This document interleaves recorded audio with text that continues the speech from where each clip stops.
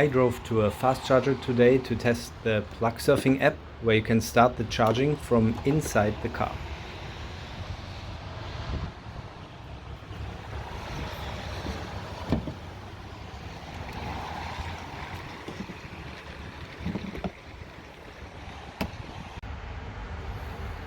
So I'll try again.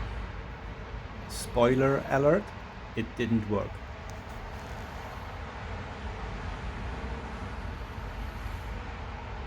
Plug in to start charging. Now what it is plugged in.